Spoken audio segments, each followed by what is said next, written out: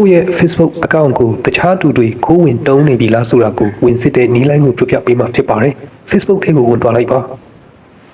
menu ထဲကိုနှိပ်လိုက်ပါ setting and privacy ထဲကိုတစ်ချက်နှိပ်လိုက်ပါ setting ထဲကိုထပ်ပြီးတော့တစ်ချက်နှိပ်ပေးလိုက်ပါ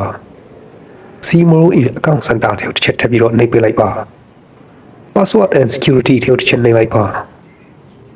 where you look at it ဆိုတဲ့နေရာမှာကိုတစ်ချက်နှိပ်လိုက်ပါ account profile လေးထဲကိုနှိပ်ပြီးတော့ဝင်သွားလိုက်ပါ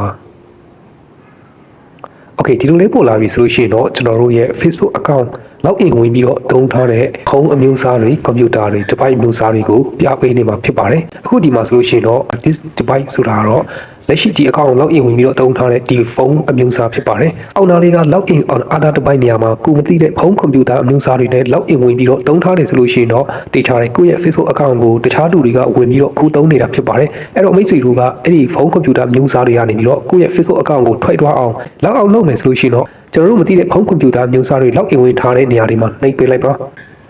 ကျွန်တော်တို့မသိပဲ login ဝင်ထားတဲ့ phone computer မျိုးစားတွေကိုဒီလို select ပေးပြီးတော့ log out ကိုနှိပ်ပေးလိုက်ပါဒါဆိုလို့ရှိရင်တော့အဲ့ဒီ phone computer မျိုးစားတွေထဲမှာ login ဝင်ပြီးတော့တုံးထားတဲ့ကျွန်တော်တို့ရဲ့ Facebook account ဟာထွက်သွားမှာဖြစ်ပါတယ်ပြီးတော့မိတ်ဆွေရဲ့ဒီ Facebook account password ကိုအမြန်ဆုံးချိန်လိုက်ပါပြီးတော့လို့ရှိရင်တော့ two step ကိုအမြန်ဆုံးခံထားလိုက်ပါဒါဆိုလို့ရှိရင်တော့မိတ်ဆွေရဲ့ Facebook account ကိုနောက်တစ်ခါတခြားသူတွေကိုဝင်တုံးလို့ရတော့မှာမဟုတ်တော့ပါဘူး